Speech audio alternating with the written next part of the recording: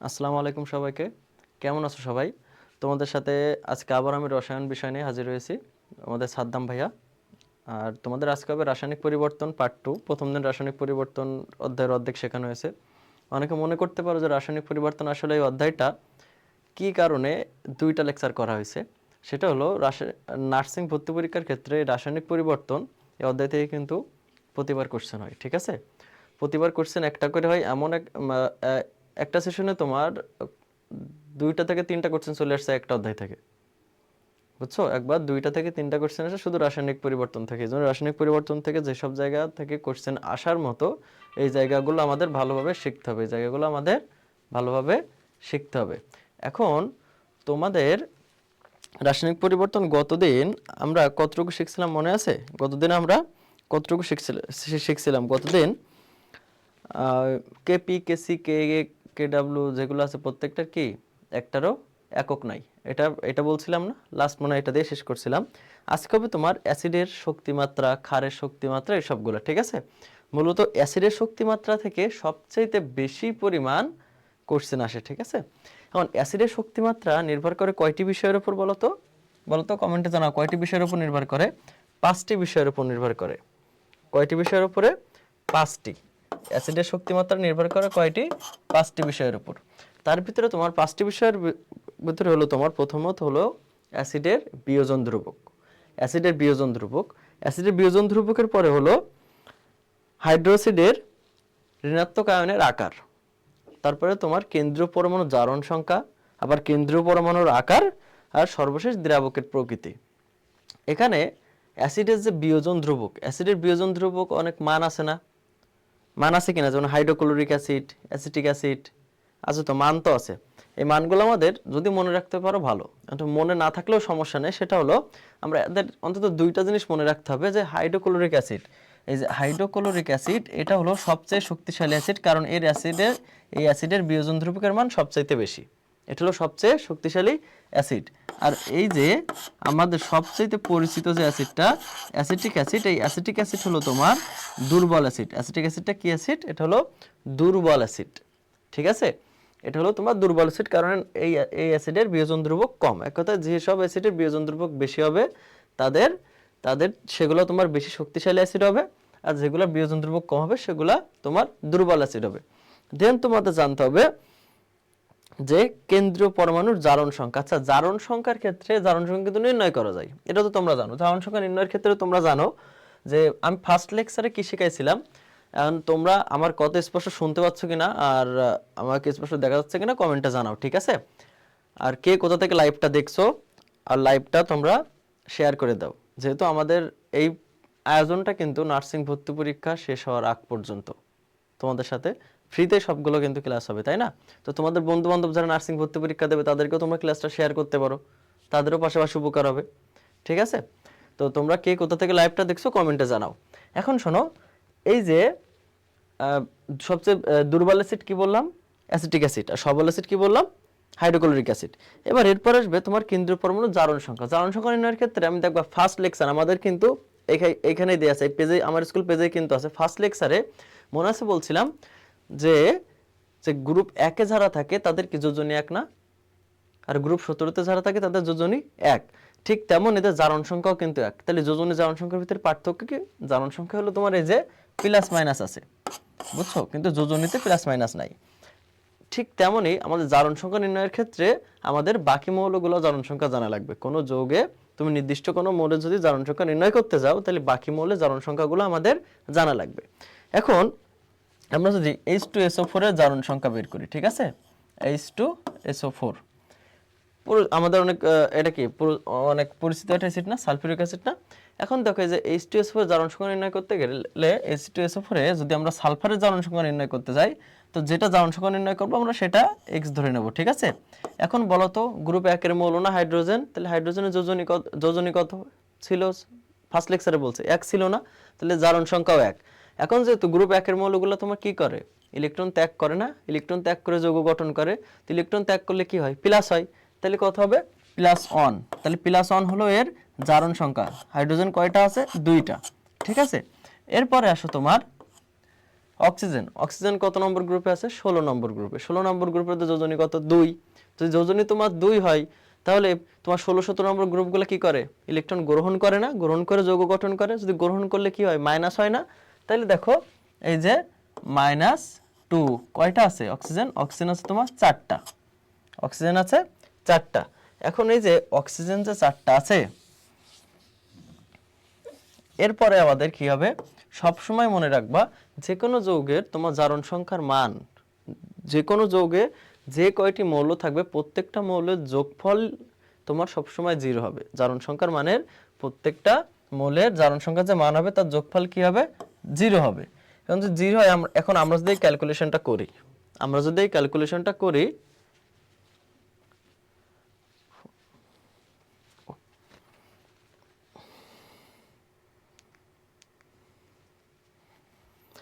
যদি এখানে এই ক্যালকুলেশনটা করি, দেখো এখানে ক্যালকুলেশনটা তোমরা করো তো, করে কমেন্টে জানাও, ক্যালকুলেশনটা করে কমেন্টে জানাও।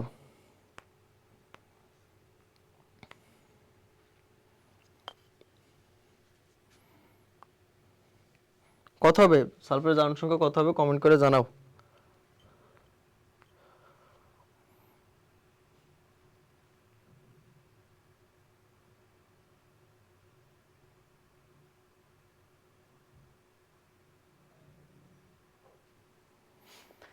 কমেন্টে জানাও। এবার আসো, তোমরা তো কমেন্টে জানাইছো, যারা যারা সঠিক বলছো ধন্যবাদ সবাইকে। এবার আসো, এই দেখো কত হয়? +2 হয় না? +x, আর এখানে কত? -8 হবে কিনা? সমান কত? 0। এখন বাকি x সমান কত হবে? +6 হবে না? 6 হবে কিনা? তাহলে এই যে সালফারের জারণ সংখ্যা কত? +6। যারা যারা সঠিক উত্তর দিচ্ছ ধন্যবাদ তোমাদের সবাইকে। এখন পাশাপাশি তোমরা আমাকে কমেন্টে এইটার এর জারণ সংখ্যা বের করো তো, বের করো। এই CN3 জারণ সংখ্যা বের করো। এই যে জারণ সংখ্যা কোন কোন পরমাণু বের করো বলো তো? নাইট্রোজেনের। এই যৌগে নাইট্রোজেনের জারণ সংখ্যা বের করো, ঠিক আছে? নাইট্রোজেনের জারণ সংখ্যা বের করো। তোমরা বের করতে থাকো, তার পাশাপাশি বলি তোমরা এখনো যারা লাইভটা দেখছো, লাইভটা তোমরা শেয়ার করে দাও। কেন শেয়ার করবা? আচ্ছা, জ্ঞান কিন্তু তোমার যদি শেয়ার করো তাহলে কিন্তু কমে না। বিদ্যা যদি শেয়ার করো তাহলে কিন্তু কমে না, ঠিক আছে?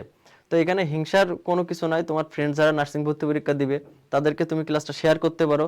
তোমরা এখানে ফ্রি ক্লাস পাচ্ছ, কিন্তু নার্সিং ভর্তি পরীক্ষার আগ পর্যন্ত কিন্তু তোমরা এখানে সম্পূর্ণ ফ্রি ক্লাস পাবা। আর পাশাপাশি তোমরা নিজেদেরকে যাতে প্রস্তুতি শতভাগ সম্পন্ন হয় যাচাই করার জন্য তোমরা কিন্তু পরীক্ষাও দিতে পারবা। কিভাবে পরীক্ষা দিবা?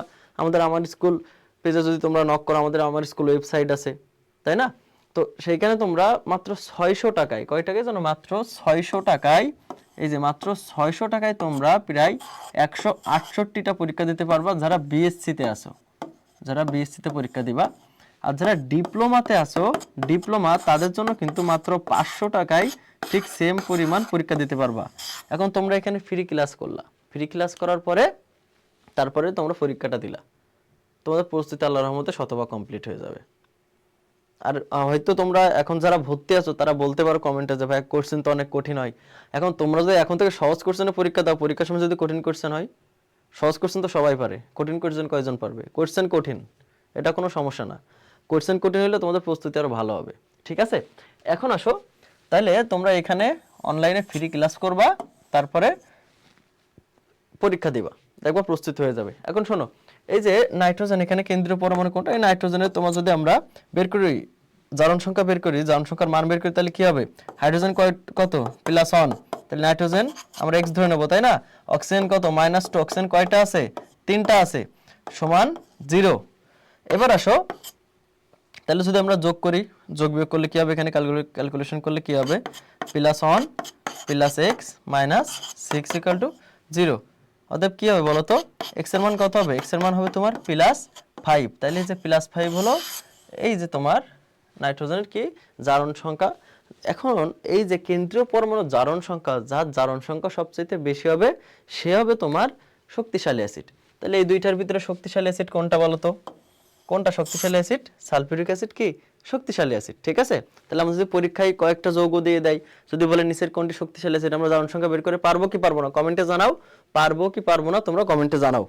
এরপর আসো, যদি কখনো দেখো কেন্দ্রীয় পরমাণুর জারণ সংখ্যা সেম আছে, কেন্দ্রীয় পরমাণুর জারণ সংখ্যা সেম, যদি তোমার কেন্দ্রীয় পরমাণুর জারণ সংখ্যা সেম থাকে, কেন্দ্রীয় পরমাণুর জারণ সংখ্যা সেম, তাহলে তখন কোনটা হবে? তখন কি হবে বলো তো? তখন দেখতে হবে কেন্দ্রীয় পরমাণুর আকার। কি দেখতে হবে? কেন্দ্রীয় পরমাণুর আকার। এখন কেন্দ্রীয় পরমাণুর আকারের ক্ষেত্রে কি হবে? একটুখানি ব্যতিক্রম, যে আমরা দেখো কি বলছি, জারণ সংখ্যা যত বেশি হবে সেটা তত বেশি শক্তিশালী অ্যাসিড হবে, কিন্তু তোমার কেন্দ্রীয় পরমাণুর আকার যত ছোট হবে সে তত বেশি শক্তিশালী অ্যাসিড হবে। বুঝতে পারছো আমার কথা? কেন্দ্রীয় পরমাণুর ক্ষেত্রে সামান্য ভিন্ন, সেটা হলো কেন্দ্রীয় পরমাণুর আকার যত ছোট হবে সে তত বেশি শক্তিশালী অ্যাসিড হবে। ঠিক আছে? আর তোমার জারণ সংখ্যার মান যত বেশি হবে সে তত শক্তিশালী অ্যাসিড হবে। আগে আমরা জারণ সংখ্যা দেখব, জারণ সংখ্যা দেখে যদি তোমার এই যে কেন্দ্রীয় পরমাণুর জারণ সংখ্যা সেম হয়, তাহলে কেন্দ্রীয় পরমাণুর আকার দেখতে হবে, আকার যেটা ছোট সেটা সবচেয়ে বেশি অ্যাসিডিক। ঠিক আছে? এরপরে আসবে তোমার এই যে ঋণাত্মক আয়নের আকার আছে। এখন যে সবচেয়ে বেশি ঋণাত্মক হবে সে তত বেশি অ্যাসিডিক হবে। ঠিক আছে?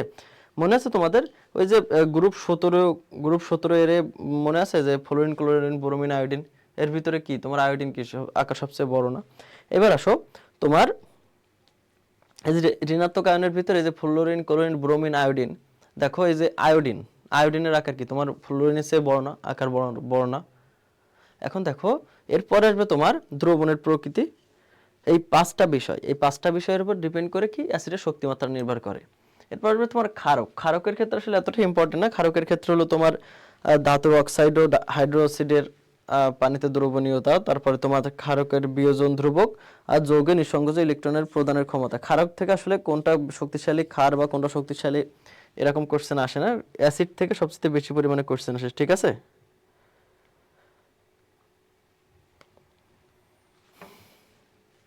তোমরা কমেন্টে জানাও ক্লাসটা সঠিকভাবে বুঝতে পারছো কিনা, এখন পর্যন্ত কোনো সমস্যা আছে? কমেন্টে জানাও তো, কমেন্টে জানাও বুঝতে পারছো কিনা, কমেন্টে জানাও।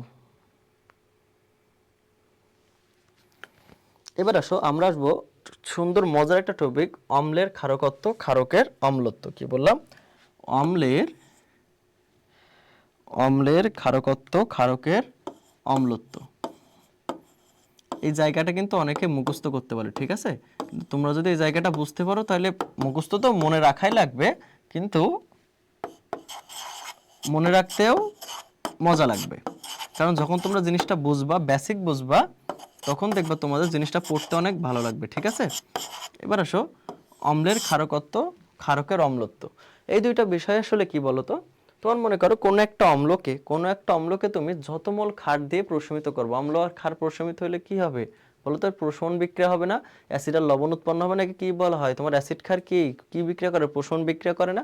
ঠিক তেমন তোমার মনে করো কোনো অম্লকে তুমি পূর্ণ প্রশমিত করতে, মানে এক মোল অম্লকে তুমি প্রশমিত করতে যত মোল ক্ষারের দরকার হয় সেটাই হলো তোমার অম্লের ক্ষারকত্ব। ঠিক আছে?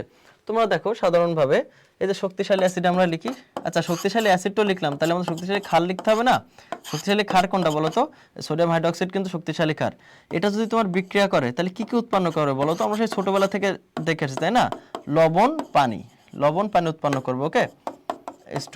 এখন দেখো এই যে লবণ পানি উৎপন্ন হবে, এইখানে এই যে তোমার হাইড্রোক্লোরিক অ্যাসিডকে প্রশমিত করতে দেখো কত মোল লাগছে, দেখো তো এই কত মোল লাগছে?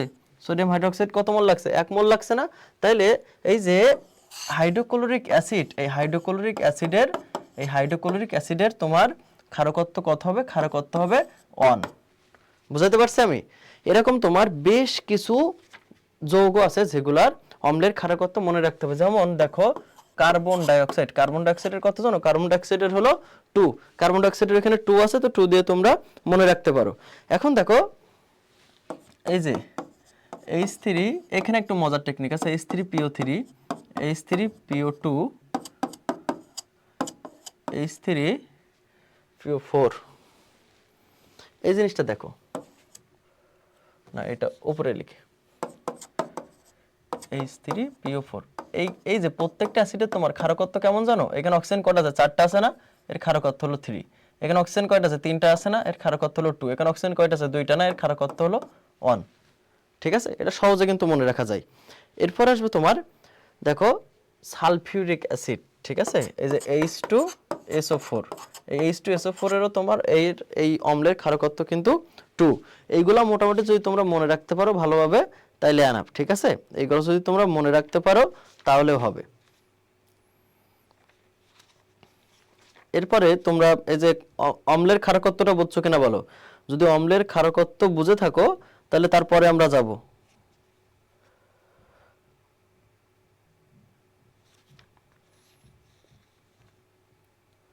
শোনো, এখন অম্লের ক্ষারকত্বের পরে আসবে তোমার কি ক্ষারকের অম্লত্ব। তাহলে ক্ষারকের অম্লত্বটা কি হবে?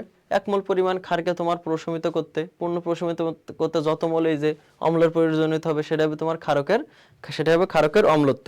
ঠিক তেমন এই এই এই উদাহরণটাই, এই যে তোমার যদি এই ক্ষার, ঠিক আছে, সোডিয়াম হাইড্রোক্সাইড, এইটা এই এই ক্ষারটাকে যদি আমরা কি করি প্রশমিত করতে চাই তাহলে কত মোল লাগবে? কত মোল লাগবে বলো? কত মোল? এখানে 1 মোল লাগবে না, নাকি 2 মোল লাগবে? কত মোল লাগবে? কত মোল লাগবে বলো? বলো কত মোল লাগবে? কমেন্টে জানাও তো কত মোল লাগবে, দেখি তোমরা মন দিয়ে ক্লাস করছো কি, তো এই কমেন্টে জানাও কত মোল লাগবে সোডিয়াম হাইড্রোক্সাইড। অবশ্যই 1 মোল লাগবে, এখানে তো লেখা আছে তাই না। তাহলে এই যে সোডিয়াম হাইড্রোক্সাইড এটা যদি তোমার ক্ষার হয় তাহলে ক্ষারকের কি হবে? ক্ষারকের কি হবে? ক্ষারকের হবে অম্লত্ব। তাহলে এই যে ক্ষারকের অম্লত্ব কত হবে? 1। পাশাপাশি আরো কিছু যৌগের আমাদের জানা লাগবে, ঠিক আছে, CaO এটা জানা লাগবে, এটার তোমার অম্লত্ব হলো 2। আরেকটা জানলে হবে Al2O3, এই ক্ষারকের অম্লত্ব হলো তোমার 6। এখানে যে কয়টা লেখা আছে এই কয়টা তোমার জানতেই হবে। আর বইয়ে যেগুলো আছে সেগুলো তো তোমার মানে মনে রাখতে হবে, কিন্তু এইগুলো তোমার পরীক্ষায় আসছে কয়েকবার, এই কারণে এগুলো মনে রাখতেই হবে। ঠিক আছে, এরপর আসো তোমাদের ক্ষারকের অম্লত্ব। আচ্ছা, আজকের ক্লাসে কিন্তু ওই যে পিএইচ নির্ণয় আছে না, সহজে যে পিএইচ এর ম্যাথগুলো আমাদের পরীক্ষায় অনেক সময় আসে আমরা পারি না, বা যে পিএইচ গুলো সহজে নির্ণয় করা যায়, পিএইচ কিন্তু সহজে নির্ণয় করা শেখানো হবে। ঠিক আছে, একদম লাস্টে শেখানো হবে। এখন বলো তো পিএইচ এর মান আসলে পানি কোন ধরনের দ্রবণ বলো তো? পানি, পানি অ্যাসিডিক নাকি অম্লীয় নাকি ক্ষারীয়, কোনটা? পানি অম্লীয় নাকি ক্ষারীয় বলো তো? পানি অম্লীয় নাকি ক্ষারীয়? পানি নিরপেক্ষ, তাই না? পানি নিরপেক্ষ, পানি নিরপেক্ষ। এখন নিরপেক্ষ যখন হয় তখন পিএইচ এর মান কত হয়? পিএইচ এর মান হয় 7, তাই না? পিএইচ এর মান হয় 7। যখন তোমার পিএইচ এর মান 7 এর নিচে হয়, 7 এর নিচে হয় তখন সেটা কি হয়? অ্যাসিডিক। 7 এর উপরে হলে হয় ক্ষারীয়, তাই না? এতটুকু তো জানি, কিন্তু আমরা এইখানে একটা চার্ট লিখব। যখন তোমার পিএইচ এর মান, দাঁড়াও চার্ট লিখবো, দেখো যখন তোমার পিএইচ এর মান 0 থেকে 2 পর্যন্ত হবে তখন কোন ধরনের দ্রবণ হবে? দ্রবণের প্রকৃতি কেমন হবে বলো তো? বলো তো দ্রবণের প্রকৃতি কেমন হবে? কেমন হবে কমেন্টে জানাও, কমেন্টে জানাও দ্রবণের প্রকৃতি কেমন হবে, কমেন্টে জানাও, কমেন্টে জানাও দ্রবণের প্রকৃতি কেমন হবে, কমেন্টে জানাও। তারপরে দেখো আমি আরো লিখছি, যখন 2 থেকে 4 হবে তখন দ্রবণের প্রকৃতি কেমন হবে।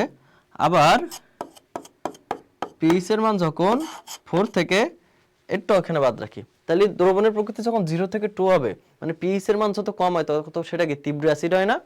কি হবে এটা? এটা তত বেশি কি, এটা তীব্র অ্যাসিড। তাহলে এটা কি? এটা তীব্র অ্যাসিড, এটা তীব্র অ্যাসিড। ওকে, যখন তোমার 2 থেকে 4 হয় তখন এটা কোন ধরনের অ্যাসিড হবে? এটা হবে মধ্যম, এটা হলো মধ্যম অ্যাসিড। তো যদি তোমার পরীক্ষায় পিএইচ এর মান দেয়া থাকে আর লেখা থাকে এটা কোন ধরনের অ্যাসিড, এবার পারবা না। এবার দেখো যদি 4 থেকে 7 নাকি 4 থেকে 6.99 বলো তো কত? 4 থেকে 6.99, কারণ পিএইচ এর মান যদি 7 হয় তাহলে সেটা কি হয়? নিরপেক্ষ হয়ে যায় না? একটু আগে এই জন্য তো লিখলাম। ঠিক আছে, পিএইচ এর মান যদি তোমার 4 থেকে 6.99 এর ভিতরে থাকে তাহলে তোমার কি হয় বলো তো? সেটা সেটা মৃদু অ্যাসিড, তাই না? সেটা হয় তোমার মৃদু অ্যাসিড, মৃদু অ্যাসিড। এরপরে আসো, এরপরে তোমার পিএইচ এর মান যখন, তাহলে পিএইচ এর মান যখন 7 হবে তাহলে তখন কি হবে? সেটা সেটা হবে নিরপেক্ষ। এখন এটা তো তোমার অ্যাসিড পর্যন্ত চলে গেল, তাই না? অ্যাসিড পর্যন্ত চলে গেল। এরপরে তোমার ক্ষারের পার্টটা আসবে। ক্ষারের ক্ষেত্রে কি হবে দেখো, ক্ষারের ক্ষেত্রে কি হবে? ক্ষারের ক্ষেত্রে কি পিএইচ এর মান যদি এই যে 7.01, তাই না? 7 হলে তোমার কি হবে? নিরপেক্ষ হয়ে যাবে না? 7.01 থেকে যখন 10 হবে তখন সেটা কোন ধরনের ক্ষার হবে বলো তো? বলো তো কোন ধরনের ক্ষার হবে? পিএইচ এর মান যখন 7.1 থেকে 10 হবে তখন কোন ধরনের ক্ষার হবে বলো, কমেন্টে জানাও। যারা যারা পারবা কমেন্টে জানাবো যখন তখন। ঠিক আছে, মৃদু ক্ষার, তাই না? মৃদু ক্ষার। ওকে, তারপরে তোমার দেখো পিএইচ এর মান যখন যখন 10 থেকে 12 হবে তখন কোন ধরনের ক্ষার হবে? মধ্যম ক্ষার, মধ্যম ক্ষার, তখন হবে মধ্যম ক্ষার। যখন তোমার পিএইচ এর মান 12 থেকে 14 হবে তখন সেটা কি হবে, সেটা হবে তীব্র ক্ষার। অনেকে কিন্তু এই ক্রমটা কিন্তু ভুল করে, ঠিক আছে, এই যে মধ্যমের এখানে কিন্তু ভুল হয় বেশি, এটা যাতে ভুল না হয়, ওকে, এটা যাতে ভুল না হয় এই জন্য এখানে একসাথে লিখে দেওয়া হয়েছে, ঠিক আছে। বুঝতে পারছো কিনা কমেন্টে জানাও, বুঝতে পারছো কিনা কমেন্টে জানাও, বুঝতে পারছো কিনা। আর এরপরে হ্যাঁ, এরপরে তোমাদের পিএইচ আছে কিন্তু পিএইচটা সবার শেষে শেখানো হবে। এবার আসো তোমাদের বাফার দ্রবণ। আসলে বাফার দ্রবণটা কি বলো তো, বাফার দ্রবণটা কি? বাফার দ্রবণ হলো, কমেন্টে জানাও, যারা যারা পারবা কমেন্টে জানাও, কমেন্ট করো, ঠিক আছে। বাফার দ্রবণ কি?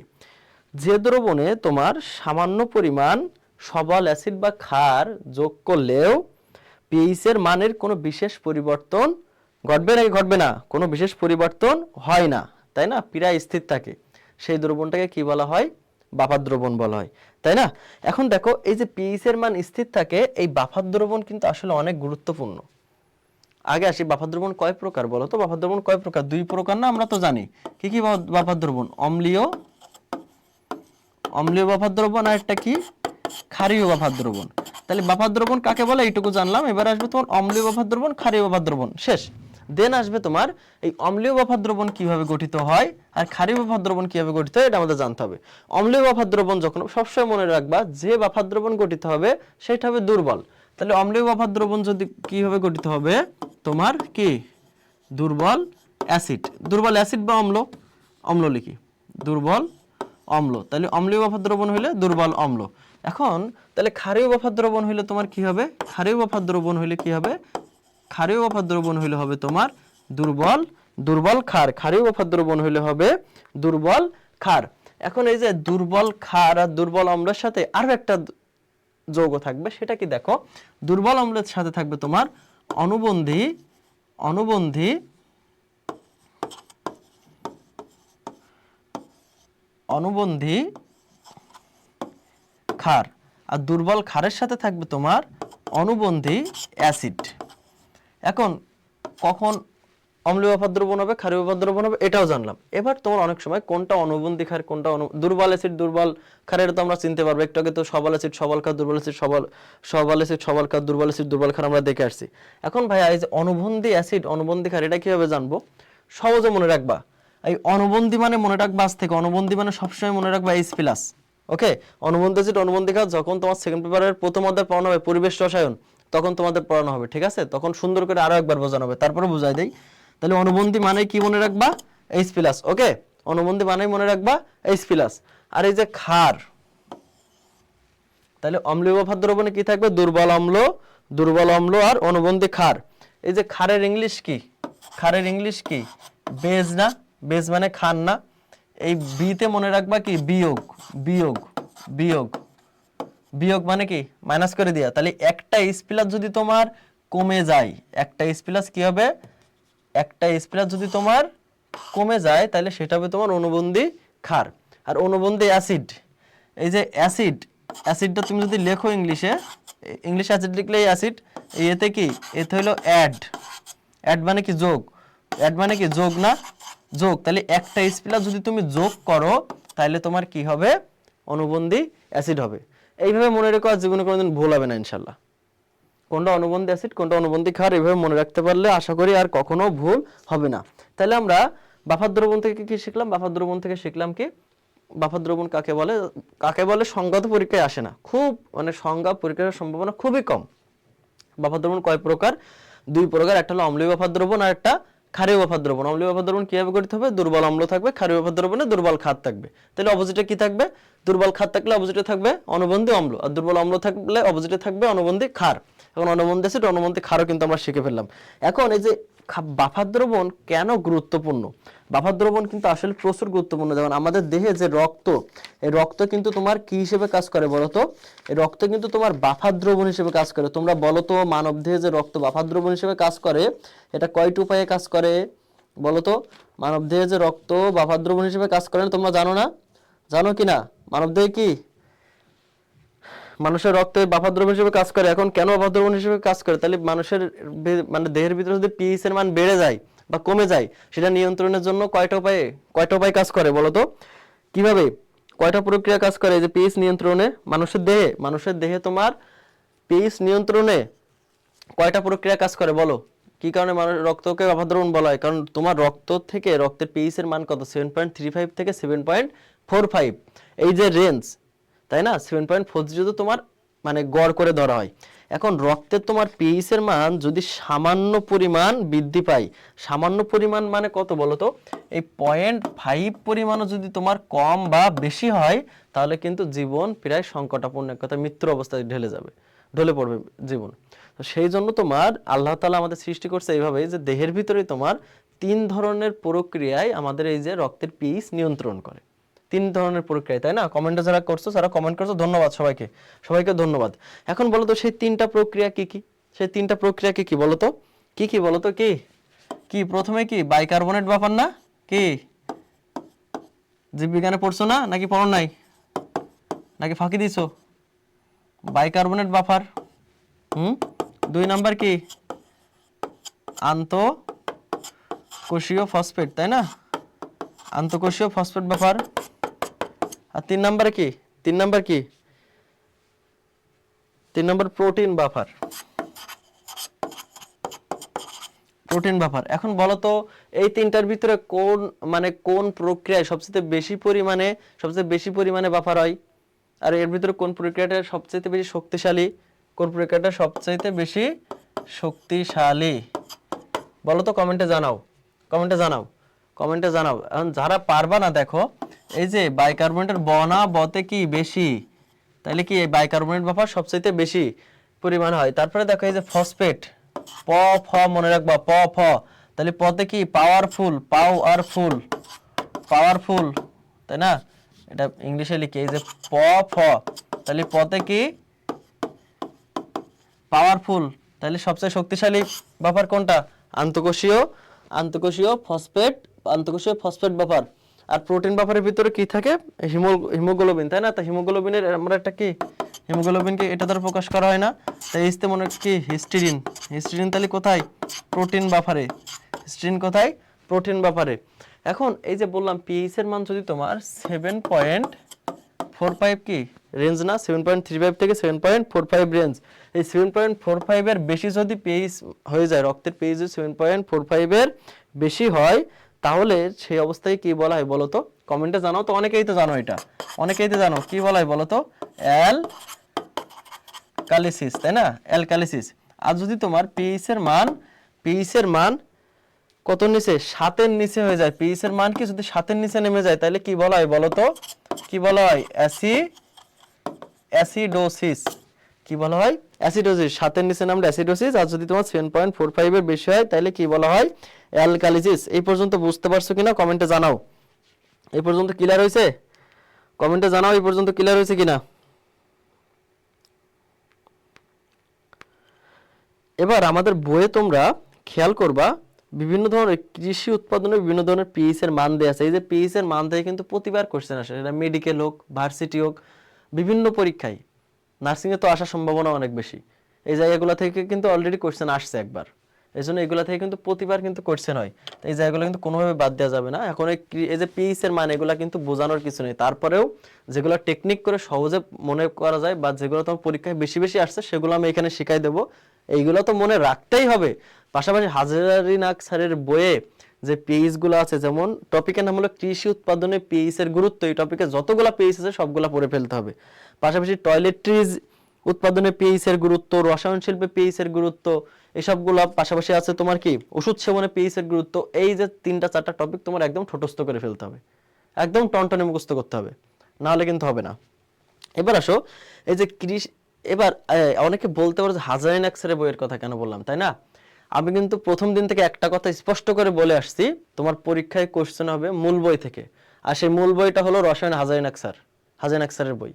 আর হাজারিনাক স্যারের বই তোমার যদি ফিজিক্সে যাও তাহলে ইসাক স্যারের বই থেকে কোশ্চেন হবে, তুমি যদি জীববিজ্ঞানে যাও তাহলে গাজী আজমল স্যারের বই থেকে আর আবুল হাসান স্যারের বই থেকে কোশ্চেন হবে। এখন এই মূল বইটা কেন পড়াচ্ছি বলতে পারো ভাই, নার্সিং এ তো আপনার রসায়ন থেকে মাত্র 10 থেকে 11 মার্ক আসতে পারে, তার জন্য এত মোটা বই? আমি তো এত মোটা বই সম্পূর্ণ পড়াইতেছি না ভাইয়া, তোমারে কতটুকু পড়াইতেছি তুমি ভালো করে বইটা খুলে দেখো না।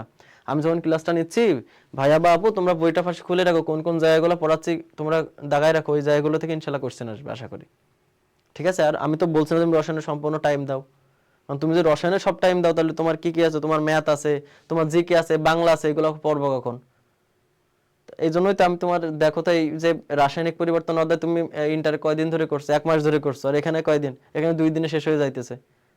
মূলের পর্যাবৃত্ত ধর্ম রাসায়নিক বন্ধন তো 2 মাস ধরে করছো ইন্টারে, এখানে কয়দিন, একদিনে একটা লেকচারে শেষ আল্লাহর রহমতে। তাহলে কতটুকু পড়াচ্ছি, তাহলে ততটুকু কিন্তু পরীক্ষার জন্য ইম্পর্টেন্ট। আর বিভিন্ন কোচিং হয়তো বলতে পারে তাদের বই থেকে কমন কমন পড়ছে, সবগুলা ভাই ভাওতাবাজি, এসবগুলো ভাই ভাওতাবাজি। কোশ্চেন মূল বই থেকেই হবে। এখন আমাদের এখানে তোমরা ফ্রি ক্লাস করবা, প্রত্যেকটা টিচার কিন্তু মানসম্মত এবং এই মূল বই থেকে ক্লাস নেবে, যেখান থেকে পরীক্ষা থেকে কোশ্চেন হবে সেখান থেকে কিন্তু ক্লাস নেবে। আর পাশাপাশি তোমরা পরীক্ষা দিবা কোথায়, আমাদের আমার স্কুল যে ওয়েবসাইট আছে, আমার স্কুল ওয়েবসাইটে গিয়ে তোমরা কিন্তু পরীক্ষা দিতে পারবা। তা পরীক্ষা কিন্তু মাত্র 600 টাকায়, বুঝছো? 600 টাকায় তুমি যদি 168টি এক্সাম দাও, তাহলে প্রত্যেকটা এক্সাম কয় টাকা করে পড়ছে হিসাব করে দেখো তো, মাত্র 3 টাকা করে পড়তেছে। তো 3 টাকায় তুমি একটা এক্সাম দিতে পারতেছো, ডিপ্লোমাদের জন্য তো 500 টাকায়। তো তোমার বন্ধু বান্ধব যারা আছে আশেপাশে নার্সিং ভর্তি পরীক্ষা দিবে, তোমরা জানো, তাদেরকে তোমরা এই মেসেজটা পৌঁছে দিতে পারো। আর এই লাইভটা অবশ্যই শেয়ার করতে পারো, কারণ তুমি যদি এই জ্ঞানটা শেয়ার করো তোমার জন্য কমবে না, ঠিক আছে? এখন আসো, এই যে কৃষি উৎপাদনের পিএইচে আমরা সহজ একটা জিনিস মনে রাখবো। দেখো একটা রেঞ্জ মনে রাখবো 3 থেকে 9.5, এটা হলো পিএইচ এর রেঞ্জ, ঠিক আছে? পিএইচ এর রেঞ্জ। এখন 3 থেকে 9.5, এই যে পিএইচ এর রেঞ্জ, এই 3 থেকে 9.5 এর ভিতরে যদি থাকে তাহলে মাটির গুণাগুণ সঠিক থাকে, ঠিক আছে? তাহলে মাটির পিএইচ এর মান 3 থেকে 9.5 এর ভিতরে রাখা সবচেয়ে বেটার। ওকে, পিএইচ এর মান 3 থেকে 9.5 এর ভিতরে রাখা সবচেয়ে ভালো। এখন দেখো যদি এই 3 এর নিচে চলে আসে তাহলে কি হয় বলো তো? তাহলে তোমার কি হয়, গাছপালা মারা যায়, গাছপালা মারা যায়। আর 9.5 এর বেশি যখন হবে তখন মাটির উর্বরতা নষ্ট হবে। এরকম তোমরা বইয়ে যেখানে এই জিনিসটা আছে এখানে এইভাবে লিখে রাখবা, তাহলে আর কখনো ভুল হবে না। মাটির উর্বরতা নষ্ট হয়, নষ্ট হয়। এরপরে কিছু কিছু স্পেশাল পিএইচ আছে যেগুলো সহজে মনে রাখা যায় এবং পরীক্ষায় কয়েকবার আসছে। যেমন দেখো, তোমরা যদি একটুখানি খেয়াল করো, তোমরা যদি খেয়াল করো, দেখো চুলের শ্যাম্পু, চুলের শ্যাম্পু, চুলের শ্যাম্পু, দাঁড়াও, চুলের শ্যাম্পু, এই যে চুলের শ্যাম্পুর পিএইচ কত বলো তো? 5 না? এই যে 5 চ, চুলের শ্যাম্পু, ঠিক আছে? চ চ মিল আছে না? 5 চ, চুলের শ্যাম্পু, চুলের শ্যাম্পুর পিএইচ কত? 5। তারপরে তোমার সাবান, সাবানের পিএইচ কত বলো তো? সাবানের পিএইচ দেখো 7, সাবানের পিএইচ কত? সাবানের পিএইচ হলো 7। টুথপেস্ট, টুথপেস্টের পিএইচ কত বলো তো? টুথপেস্টের পিএইচ কত? টুথপেস্টের পিএইচ হলো 8, টুথপেস্টের পিএইচ 8। এগুলো এইভাবে তোমরা সহজে মনে রাখতে পারো। এবার সর্বশেষ যেটা সেটা হলো face wash, face wash, face wash, face wash, face ওয়াশের পিএইচ কত? ফেস ওয়াশের পিএইচ হলো 6। উচ্চারণটা দেখো, ফেস ওয়াশ, ফেস ওয়াশ, উচ্চারণে দেখছো এটা কিন্তু 6 একটা ভাব আছে, 6 কিন্তু একটা 6 একটা ভাব আছে, ফেস ওয়াশ। এভাবে কিন্তু তোমরা এগুলা এরকম করলে কি হয় জানো, এগুলা করলে তোমার মনে থাকে বেশি, ঠিক আছে? এগুলা করলে কিন্তু মনে থাকে বেশি, এগুলো কিন্তু মনে রাখার একটা উপায়, ঠিক আছে? এরপরে তোমরা আরো সহজে দেখবা ঔষধ সেবনে যে পিএইচ এর গুরুত্ব আছে, সেখানে তোমরা এক লাইনে মনে রাখতে পারো। সহজে কি মনে রাখবা, যে পাকিস্তানের পাশবিকতার কথা মনে পড়লে চোখে স্যালাইভার মতো অশ্রু ঝরে। কি, এই লাইনটা মনে রাখলেই হবে। তাহলে ওষুধ সেবনে পিএইচে আর নতুন করে তোমাদের কষ্ট করে মনে রাখতে হবে না। পাকিস্তানের পাশবিকতার, পাশবিকতার কথা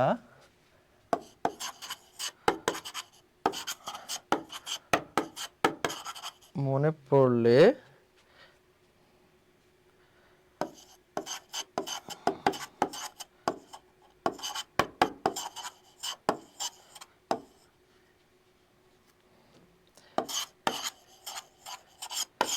স্যালাইভার মতো অশ্রু ঝরে। এখন শোনো, এই পাকিস্তানে এখানে কি বোঝায় বলতো? এটা হলো পাকস্থলী, পাকস্থলীর পিএইচ কত আমরা জানি বলতো? পাকস্থলীর পিএইচ কত? 1.5 থেকে কত? 3.5। এই যে পাশবিকতা, এখানে মনে রাখবা কি, এটা হলো প্রসাব, প্রসাব, প্রসাবের পিএইচ কত? প্রসাব আমাদের প্রসাবের পিএইচ কত? 4.5। তারপরে এই যে এবার আসবে তোমার স্যালাইভা। স্যালাইভার পিএইচ কত বলো তো? স্যালাইভার পিএইচ কত? স্যালাইভার পিএইচ হলো কত বলো? 6.2। এই যে মতোতে মনে রাখবা মাতৃদুগ্ধ, মাতৃদুগ্ধ, মাতৃদুগ্ধের পিএইচ কত? 6.6, 6.6। এবং সর্বশেষ তোমার এই যে অশ্রু, অশ্রু, অশ্রু, অশ্রু বা চোখের পানি, তাই না? অশ্রুয়ের পিএইচ কত? অশ্রুয়ের পিএইচ কত? 6.6। এখন এই যে একটা লাইন যদি তুমি মনে রাখো একাতে ছোট থেকে বড়, এটা যদি মনে রাখতে পারো তাহলে ওষুধ সেবনে পিএইচ এর গুরুত্ব এই জায়গাটা আর এতটা ইম্পর্টেন্ট দিয়ে পড়া লাগবে না, তাহলে তোমার এর ভিতরে সবকিছু আছে। এরপর আসবে তোমার বিভিন্ন প্রকার তাপীয় এবং এনথালপি এর পরিবর্তন। বিভিন্ন প্রকার তাপীয় এবং এনথালপি এর পরিবর্তন। এখানে তোমরা সহজে একটা জিনিস দেখতে পারো, সেটা হলো দেখবা আসলে দহন জিনিসটা কি, দহন তাপ কি বলো তো? দহন তাপে কি, দহন তাপে কোনটা ব্যবহৃত হয় বলো তো? ছোটবেলা থেকে আমরা পড়ে আসছি বলো তো? অক্সিজেন। দহন তাপ হলে সবসময় কিসের উপস্থিতিতে হয়? অক্সিজেন, অক্সিজেনের উপস্থিতিতে হয়। দহন তাপ মানে কি? কোনো কিছু তোমার কি করা, কোনো কিছু কি করা তোমার সম্পূর্ণরূপে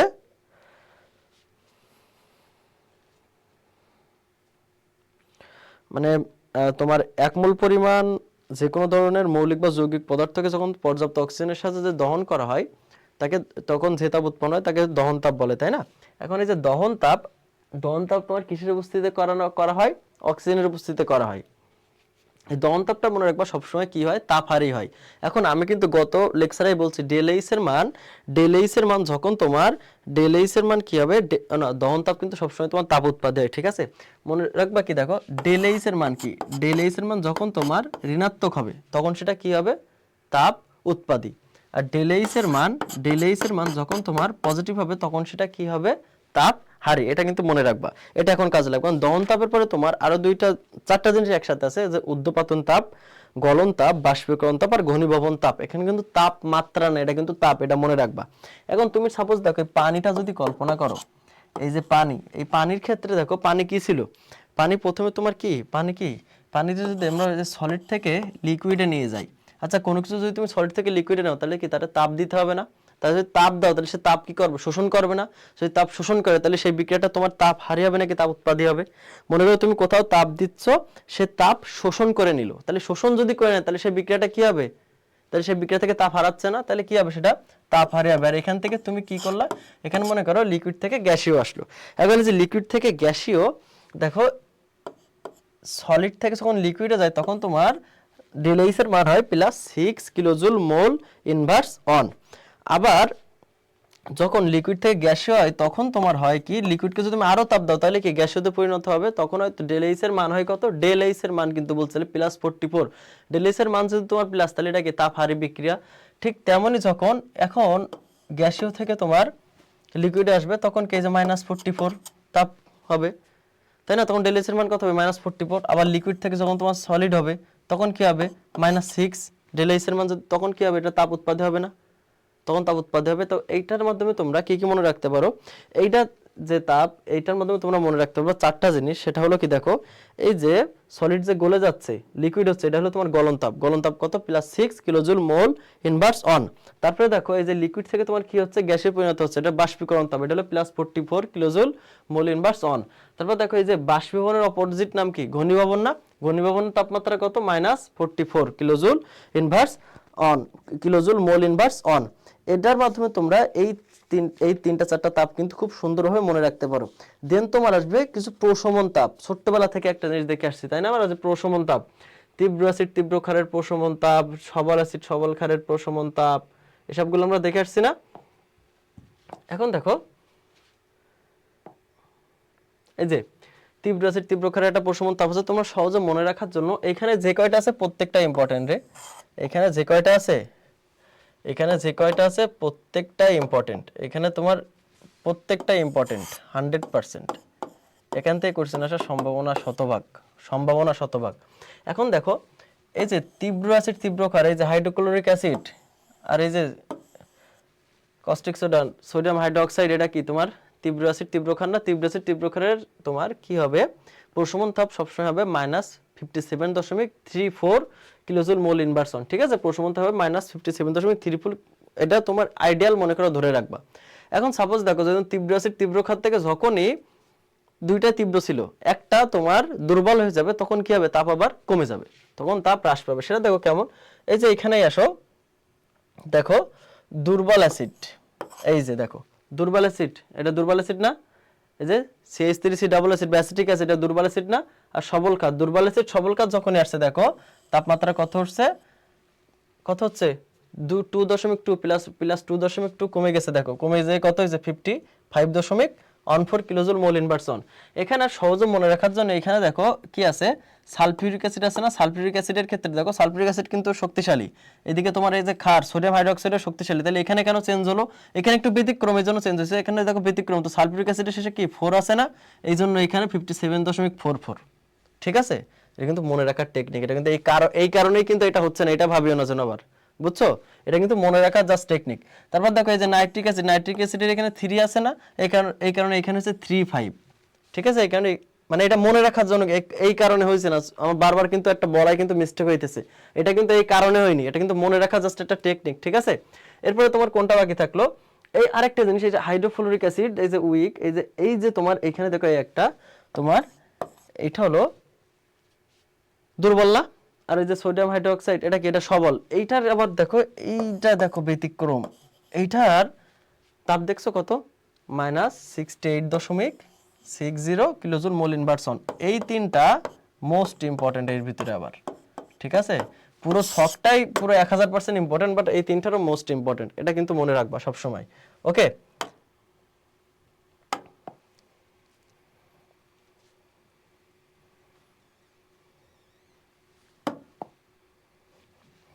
আচ্ছা, প্রশমন তাপ যদি শেষ হয়, এই যে তীব্র অ্যাসিড তীব্র ক্ষারে যে প্রশমন তাপ যেগুলো দেখা হয়, চারটা সুন্দর করে মনে রাখবা, তারপর গঠন এনথালপি, এরপর আরেকটা জিনিস যেটা বন্ধন শক্তি, এই যে বন্ধন শক্তি থেকে কিন্তু কোশ্চেন আসছে নার্সিং এ।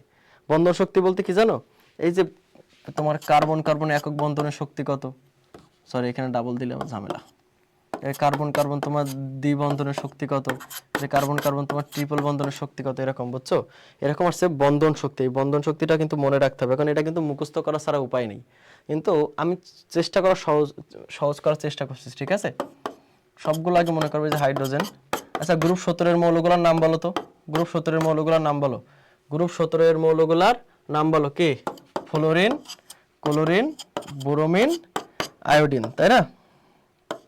এখন দেখো এর ক্ষেত্রে মনে রাখবা, এই যে ফ্লোরিন ক্লোরিন ব্রোমিন আয়োডিন আমি কিন্তু পরপরই লিখছি, এই দেখো 5 4 3 2। ঠিক আছে, এবার মনে রাখবা এই যে 66 33 66 99। ঠিক আছে, তাহলে হাইড্রোজেন আর এই যে ফ্লোরিনের তোমার বন্ধন শক্তি কত, 566। ওকে, অনেক জায়গায় 564ও দেওয়া আছে। এখন শোনো, এই যে কার্বন কার্বন 1 2 3, কার্বন কার্বন একক বন্ধন দ্বিবন্ধন ত্রিবন্ধনের ক্ষেত্রে মনে রাখবা এটা হলো 3 6 8।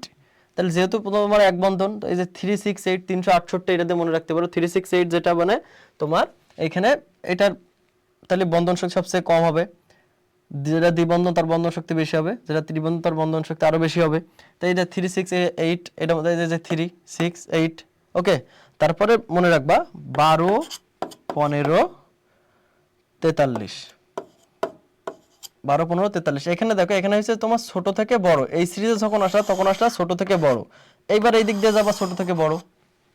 তাহলে এইভাবে দেখবা অন্তত 7টা তোমার শেষ। এখানে তোমার বইয়ে আছে দিয়ে আছে মানে 10টা, তার ভিতরে যদি 7টা তুমি এভাবে একটু সুন্দর করে সাজিয়ে গুছিয়ে মনে রাখতে পারো, তাহলে আর বাকি 3টা তোমার এমনিতে আল্লাহর মতো মনে রাখতে পারবে। ঠিক আছে, আশা করি এরপর থেকে সহজ লাগবে তোমাদের কাছে। এখন পর্যন্ত কি কঠিন লাগছে? এখন পর্যন্ত যেগুলো পড়াইছি কঠিন লাগছে তোমাদের কাছে? কঠিন লাগছে কি জানাও, কঠিন লাগলে বলো। সর্বশেষ যেটা হচ্ছে তোমার ল্যাভোইসিয়ের সূত্র ও হেসের সূত্র, তাই না? দেখো এই ল্যাভোইসিয়ে এই দুটোকে তোমার কি তাপ সূত্র না, এই দুটো সূত্রে কি বলা হয়, তাপ রাসায়নিক সূত্র। এই যে তাপ রাসায়নিক সূত্র বলা হয়, এই যে তাপ রাসায়নিক সূত্র প্রথমটা কি ছিল, ল্যাভোইসিয় ল্যাপ্লাসের সূত্র। আসলে ল্যাভোইসিয় ল্যাপ্লাসের সূত্র কি, কোন বিক্রিয়ায় যে পরিমাণ তোমার যে পরিমাণ এনথালপির পরিবর্তন ঘটে, যদি ওই বিক্রিয়াটা তুমি বিপরীত দিকে ঘটাও, ঠিক সেম পরিমাণে পরিবর্তন করবে, শুধু চিহ্নটা কি হবে, চিহ্নটা হবে তোমার বিপরীত। আর তোমার হেসের তাপ ধ্রুবকরণ সূত্র, তাই না, হেসের ধ্রুব তাপ সমষ্টিকরণ সূত্র, এটাই তোমার কি হেসের এই সূত্রটাই তোমার কি বলে, হেসের সূত্রটাই তোমার কি বলে, একটি বিক্রিয়া যদি তুমি প্রথম এবং প্রথম এবং শেষ অবস্থা যদি স্থির বা একই রাখো, যদি একই রাখো তাহলে ভিতরে তুমি যে কয়টা অবস্থায় নিয়ে যাও না কেন তোমার কি হবে, সবসময় বিক্রিয়ার এনথালপি বা বিক্রিয়া তাপ সমান থাকবে। এইটুকু মনে রাখলেই হবে। আর আজকের লেকচারের লাস্ট যে টপিক সেটা হলো তোমার পিএইচ এর মান নির্ণয়, তাই না? এটা কিন্তু পরীক্ষায় আসে। এখন পিএইচ এর মান নির্ণয়ের ক্ষেত্রে যারা দেখছো এরা দয়া করে একটু মনোযোগ দাও, দয়া করে মনোযোগ দাও। জায়গাটা কিন্তু খুবই সহজ, আবার যদি মনোযোগ না দাও কিন্তু জায়গাটা কিন্তু অনেক কঠিন, ঠিক আছে? পিএইচ এর মান নির্ণয়ের আগে আমাদের কিছু লগের মান মুখস্থ করতে হবে, ঠিক আছে? লগের মান, আচ্ছা লগের মান যদি তোমার অন হয়, লগের মান যদি অন হয় তাহলে মান কত, সরি লগ অন হইলে মান কত হয় বলতো? লগ অন হইলে মান হলো 0। ঠিক তেমনই লগ যদি 2 হয়, লগ 2 হইলে মান কত বলতো? লগ 2 হইলে মান কত? লগ 2 এর মান হলো 3, তাই না? লগ 3 এর মান কত? লগ 3 এর মান হলো 0.5, ওটা তো 0.3 0.5। লগ 4 এর মান কত? লগ 4 এর মান হলো 0.6। লগ 5 এর মান হলো তোমার দশমিক কত? 7। এই যে এখানে যত লগ হবে এখানে তার চাইতে 2 পরিমাণ বেশি হবে, তার আগে দশমিক হবে, ঠিক আছে? তারপর দেখো তোমার লগ 6 এর মান কত তাহলে? 0.8, তাই না? লগ 7 এর মান কত? 0.9। লগ 7 এর মান কত? 0.9। আর লগ 10 এই লগ দিলে কিন্তু পাশে এরকম ব্র্যাকেট দেয়া লাগে, ঠিক আছে? লগ 10, লগ 10 এর মান কত? লগ 10 এর মান আবার হলো 1, ঠিক আছে? এবার আসো, আমি মনে করলাম তোমরা এই লগের মানগুলো সব পারো। এই লগের মানগুলো যদি পারো, এটা পিএইচ নির্ণয়ের যে বেসিক্সের নিয়ম সেটাই কিন্তু, ঠিক আছে? তোমরা শর্টকাট নিয়মে যাও না, কারণ শর্টকাট নিয়মে গেলে তোমাদের কিন্তু অনেক ভুল হবে। কেন ভুল হবে সেটা একটু পরে আসতেছি, ঠিক আছে? তোমরা একটু আগে এই লগের মানগুলো বুঝতে পারছো? এখন দেখো যদি তোমার পরীক্ষা কোশ্চেন আসছে 0.00 মোল হাইড্রোক্লোরিক অ্যাসিডের পিএইচ কত, আসতেই পারে পিএইচ কত। তো এখানে দেখো, এখানে দেখবা দশমিকের পরে তোমার সংখ্যা কয়টা? একটা, দুইটা, তিনটা, তাইলে 3, ঠিক আছে? বিয়োগ লগ অফ, এখানে সংখ্যাটা কত? সংখ্যাটা কত? এখানে একটা সংখ্যা আছে না, সংখ্যাটা কত? 1। তাহলে লগ অনের মান আমরা কত জানি? লগ অনের মান আমরা কত জানি? সূত্রের বিয়োগ লগ অনের মান জানি 0। তাইলে এই যে পিএইচ এর মান হলো 3। অনেক সময় অনেক জায়গায় শর্টকাটে দেয়া আছে দশমিকের পরে তোমার যে কয়টা সংখ্যা তোমার সে কয়টাই হলো সেটাই হলো পিএইচ এর মান। এটা কিন্তু আসলে সঠিক না, এটা কিন্তু সঠিক নিয়ম না, এটা কখনোই করা যাবে না, ঠিক আছে? এটা কখনোই করা যাবে না। কেন করা যাবে না দেখো, এবার বের করো 0.05 মোল H2SO4 এর পিএইচ কত? বের করো তো, বের করে কমেন্টে জানাও। 0.5 মোল সালফিউরিক অ্যাসিডের পিএইচ এর মান কত? কমেন্টে জানাও তো, কমেন্টে জানাও, কমেন্টে জানাও, জানাও, কমেন্টে জানাও, কমেন্টে জানাও কত হবে? কমেন্টে জানাও কত হবে? কত? 5 মাইনাস লগ অফ 5, তাই না? তাহলে 5 মাইনাস যদি না, sorry 2 minus log of 5, log of 5 এর মান কত? লগ অফ 5 এর মান হলো 0.7। তাহলে কি হবে?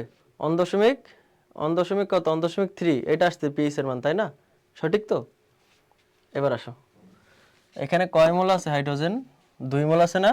আর এই তাহলে এটা তোমার এর সাথে কি হবে? এই 2 মোলের সাথে গুণ হবে, এক কথায় 0.05 গুণ 2 কত হয়? দশমিক অন হয় না? কত হয়? অন হয়, অন হয় কিনা? 0.0 অন হয় কিনা? তাহলে দশমিকের পর কত হয়? দশমিকের পর কয়টা সংখ্যা আছে? এবার আমরা সূত্রে আসি, 2। তাহলে 2 মাইনাস 1 2টা আছে না? তাহলে 2 মাইনাস, ও সরি এখানে কিন্তু আমার একটা ভুল হয়েছে, 0.005 হবে কিন্তু, ঠিক আছে? যদি তোমরা 0.05 দাও, 0.05 দাও তাও কোনো সমস্যা নেই, তাও কোনো সমস্যা নেই। দেখো এখানে হবে তোমার কত? দশমিক অন হবে। তাহলে দশমিকের পর কয়টা সংখ্যা আছে? একটা আছে না? হ্যাঁ একটা আছে, তাহলে 1 মাইনাস লগ এর মান কত? লগ অনের মান কত? লগ অনের মান কত? লগ অন কই থেকে পাইছি? যেহেতু হাইড্রোজেন কয়টা আছে? 2টা আছে, এই জন্য যত মোল দেয়া আছে তত মোলের সাথে এই 2 কি হবে? গুণ হয়ে যাবে, ঠিক আছে? তাহলে এখানে লগ অনের মান কত? 1 মাইনাস 0। তাহলে পিএইচ এর মান কত হবে? 1 হবে। এই যে 0.05 মোল সালফিউরিক অ্যাসিডের পিএইচ এর মান কিন্তু হবে 1। কিন্তু তোমরা যদি ওইভাবে বের করতে তাহলে কত হচ্ছে? যে 2 মাইনাস 7 দিলে কত হইতো 2 মাইনাস যদি তুমি 0.7 দিতা তাহলে 1.3 হইতো, তাহলে কি সঠিক হইতো না। এই কারণে বলছি এই দশমিকের পর আবার অনেকে বলে না যে এই যে কয়টা সংখ্যা 1 2 দুইটা সংখ্যা আছে তাহলে তো এখানে 2 হওয়ার কথা ছিল। এই জন্য শর্টকাট নিয়মটা দেখো না, সঠিক নিয়মটা দেখো, ঠিক আছে। এখন যদি তোমরা বুঝে থাকো তাহলে দশমিক 002 মোল ফসফরাস অ্যাসিড H3PO4 এর পেজ বার করো। এই পেজ বার করো, যদি বুঝে থাকো তাহলে এটার পেজ বার করো। কত হবে বার করো, কত হবে বার করো, কমেন্টে জানাও দ্রুত দ্রুত, এগুলো দ্রুত বের করতে, এগুলো তো কঠিন কিছু না। এখান থেকে এই ধরনের পেজ আসতে পারে। আর কঠিন তোমার এই যে পেজ নির্ণয়ের সূত্র আছে না, পিকে ইজিক্যাল টু যে সূত্রগুলো আছে ওই হ্যান্ডারসন হ্যাসেলবার্গ যে সমীকরণগুলো আছে ওইগুলো কিন্তু আসার সম্ভাবনা খুবই কম, ঠিক আছে। ওইগুলো কিন্তু আসার যে অম্লের মান পিকে, যে লবণ বায়ু অম্ল, এগুলো কিন্তু লগ অফ লবণ বায়ু অম্ল, পিকে মাইনাস লগ অফ লবণ বায়ু অম্ল, এই ধরনের কিন্তু আসার সম্ভাবনা খুবই কম, ঠিক আছে। এগুলো আসার সম্ভাবনা কম মানে আসবেই না, আসলে এই ধরনের পেজ আসতে পারে। কমেন্টে জানাও। আচ্ছা, যারা সঠিক উত্তর করছো ধন্যবাদ সবাইকে, যারা সঠিক উত্তর করছো। এবার আমি বের করি, ঠিক আছে। তাহলে কত ছিল 0.002 মোল ছিল না, আর কি ছিল H3PO3। এখানে কয়টা আছে, 3টা না, তাহলে গুণ 3, তো 3 দিয়ে গুণ করলে কত হয় 0.006। কয়টা আছে দশমিকের পর সংখ্যা 3টা, তাহলে 3 মাইনাস কত হবে 3 মাইনাস লগ অফ কত, লগের সংখ্যা কত 6, তাহলে কত হবে 3 মাইনাস 0.8, তো কত 2.2, তো পিএস এর মান কত হবে 2.2। একদম কিন্তু সহজ, ঠিক আছে, একদম সহজ কিন্তু। এখন সর্বশেষ তোমরা এই পিএস এর মানগুলো নির্ণয় করা বুঝছো কিনা কমেন্টে জানাও। আর আজকের ক্লাসটি কেমন হলো তোমরা সেটাও কমেন্টে জানাবা। সর্বশেষ কথা একটাই, তোমাদের কাজ কিন্তু একটাই। এবার তোমরা ক্লাসটা করলে এবার বইটা সুন্দর করে পড়বা, হাজার আক্সারের বইটা যে জায়গাগুলো পড়াইছি সুন্দর করে পড়বা, পাশাপাশি মেডিকেলের দাগানো লাইনগুলো একটু পড়বা। এতটুকু পড়ার পরে তুমি হাজার আক্সারের বইয়ে যে জ্ঞানমূলক কোশ্চেনগুলো আছে না, ওই জ্ঞানমূলক কোশ্চেনগুলো সলভ করবা। শুধুমাত্র জ্ঞানমূলক কোশ্চেন, বাড়তি কিছুই না, যে বহুপদী সমাপ্তি সূচক যেগুলো আছে ওইগুলো না, শুধুমাত্র জ্ঞানমূলক কোশ্চেনগুলো সলভ করবা। দেন তুমি কি করবা, দেন তুমি আমাদের যে আমার স্কুল ওয়েবসাইটে যে আমাদের যে পরীক্ষা আছে এই পরীক্ষায় অংশগ্রহণ করবা। এই পরীক্ষাগুলো তুমি যখন দিবা তখন দেখবা তোমার প্রস্তুতি শতভাগ কমপ্লিট হয়েছে। বুঝতে পারছো আমার কথা? তুমি যদি এইভাবে প্রস্তুতি নিতে পারো তাহলে শতভাগ কমপ্লিট হয়ে যাবে তোমার প্রস্তুতি ইনশাআল্লাহ। আর আমাদের এই ফ্রি ক্লাসটা কিন্তু একদম চলবে নার্সিং ভর্তি পরীক্ষার আগ পর্যন্ত, একদম সম্পূর্ণ ফ্রি। তুমি ক্লাসগুলো কিন্তু সম্পূর্ণ ফ্রিতে পাচ্ছ, ঠিক আছে। এখন কথা হলো যে আজকের রসায়ন ক্লাস তো এখানে শেষ। পরবর্তীতে তোমাদের সাথে আশা করি আমার আবার রসায়ন ক্লাসে আগামী শনিবার ইনশাআল্লাহ সন্ধ্যা 7টায় আবার তোমাদের সাথে আমার দেখা হবে। তো ততক্ষণ পর্যন্ত তোমরা সবাই ভালো থাকো। আর পরবর্তী ক্লাসে স্বাগতম জানিয়ে আমি আজকের ক্লাসটা এখানে শেষ করছি। ধন্যবাদ সবাইকে এতক্ষণ সাথে থাকার জন্য। আসসালামু আলাইকুম।